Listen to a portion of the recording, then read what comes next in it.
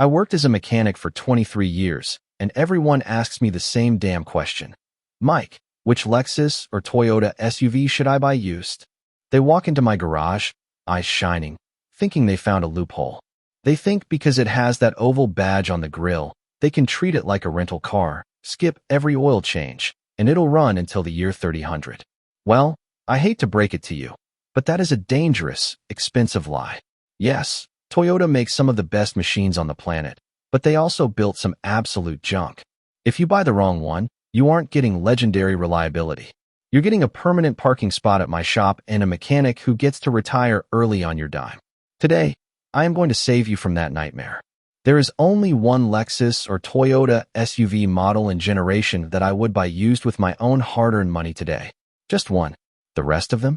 They're either overly complicated hybrid cash shredders, oil-burning disasters, or ticking time bombs with air suspension that will cost you more to fix than the vehicle is actually worth. So pull your phone out, take notes, and pay attention.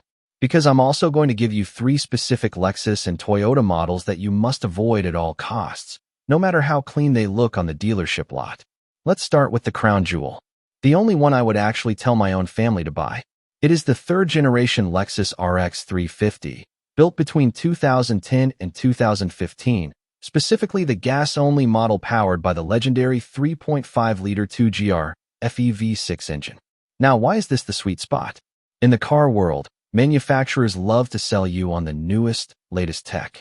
They want to sell you small displacement 4 cylinders with turbos bolted on and complex direct injection systems. They tell you it's for fuel economy. I tell you it's a trap.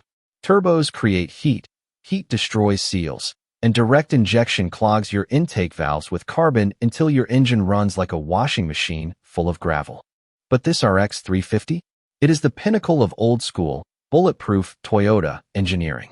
The 2GR FEV6 is a naturally aspirated workhorse. It doesn't have a turbo cooking your oil.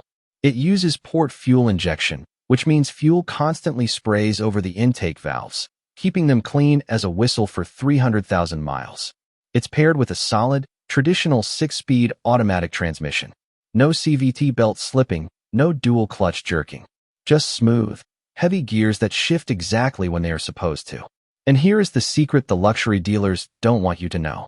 Underneath that fancy Lexus badge and the leather seats, this car is a Toyota Highlander and a Toyota Camry. Do you know what that means for your wallet? It means when you need a brake caliper, an alternator, or a wheel bearing, you don't pay the luxury markup. You walk into AutoZone, ask for the Highlander part, and pay peanuts. Any driveway mechanic with a basic set of wrenches can service this vehicle in an afternoon. But before you rush out to buy one, there is one critical thing you must check. The early models of this generation had a rubber oil line for the variable valve timing system, the VVT. Over time, that rubber degrades, cracks, and dumps all 5 quarts of engine oil onto the highway in about 90 seconds, instantly frying your engine. Toyota issued a recall and replaced it with a solid metal line. When you look at a used RX 350, look behind the passenger sidewall well. If you see a rubber hose there, do not drive it. If you see a solid metal line, you are good to go. It's a cheap fix, but if you don't look, it's a $10,000 mistake. Now, let's talk about the ones you need to run away from. Starting with the cousin of our winner. The first vehicle on my avoid list is the Lexus RX 450h, the hybrid version built between 2010 and 2015. Dealerships love hybrids. They tell you you're saving the planet, and you'll save a couple of $100 a year at the pump. And on paper, it sounds great. But here is the math they don't want you to do. That hybrid battery pack in the back has a shelf life. Depending on how hot the climate is, those battery cells start failing after 10 to 12 years. When they die, your dashboard lights up like a Christmas tree and the car refuses to start. If you go to the Lexus dealership to fix it, they will quote you anywhere from $4,000 to $6,000 for a new battery. Even if you go to an independent shop for a refurbished pack, you are still looking at $2,000. You'd have to drive that SUV for 7 years just to break even on the fuel savings, assuming nothing else breaks. But something else will break. These early hybrids use a massive inverter to convert the DC battery power. The electric cooling pump for that inverter is a known failure point. When it dies, the inverter overheats and fries itself. A new inverter from the dealer is $3,500 for the part alone. So you saved a few $100 on gas, only to get hit with a $5,000 battery bill and a $3,000 inverter bill in the same year. That is not reliability. That is a luxury trap. Avoid the early hybrids. Stick to the simple, gas-only RX 350. Next up on the avoid list is a vehicle that millions of people own, but it has a dark secret. It is the Toyota RAV4, specifically the years 2006 to 2008, powered by the 2.4-liter four-cylinder engine, the 2AZFE. If you look up reliability ratings, people praise the RAV4. But these specific years are notorious oil-burning monsters. Toyota made a massive engineering blunder with the piston rings on this engine. The oil return holes in the pistons were designed too small. Over time, carbon builds up, clogs the holes, and the piston rings seize.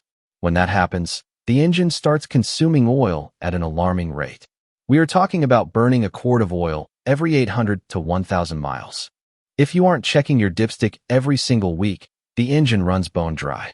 I can't tell you how many RAV4s have towed into my shop with thrown rods and seized bearings because the owners simply didn't know they were driving a rolling furnace that eats oil. Toyota knew about it, issued a technical bulletin, but for most people buying these used today, that coverage is long gone. Rebuilding this engine to fix the rings will run you $4,000. Unless you want to carry a case of oil in your trunk and check your engine at every gas station, check the VIN, check the engine code, and never touch a 2006 to 2008 RAV4. Finally, the third vehicle you must avoid is the Lexus GX 470, specifically the early models from 2003 to 2007. Now, don't get me wrong. Mechanically, the engine in the GX 470, the 4.7-liter 2UZ FEV8, is one of the greatest engines ever built. It will run forever. But the rest of the truck?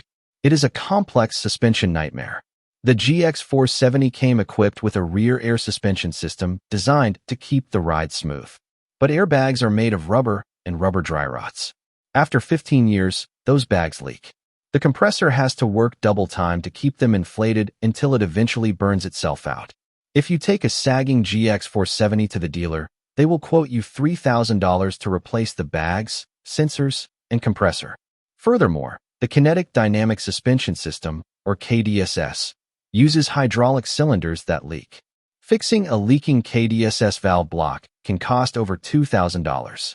If you really want a GX 470, you either need to make sure the previous owner did a coil spring conversion kit, which replaces the air suspension with traditional, cheap steel springs, or you need to budget for that conversion yourself. But buying one that is already riding low on its bump stops is a financial disaster. So here's the bottom line. If you want the legendary Lexus and Toyota reliability that actually lasts, buy a well-maintained, gas-only third-generation Lexus RX 350.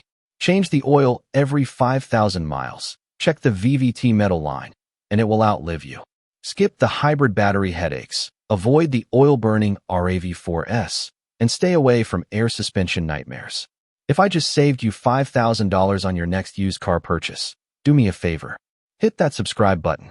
I post real, raw mechanic truth on this channel every single week. Drop a comment below and let me know, what Lexus or Toyota model do you drive in your driveway? And have you dealt with any of these repairs? That's it. Keep your hands dirty and your wallet full. Go fix your car.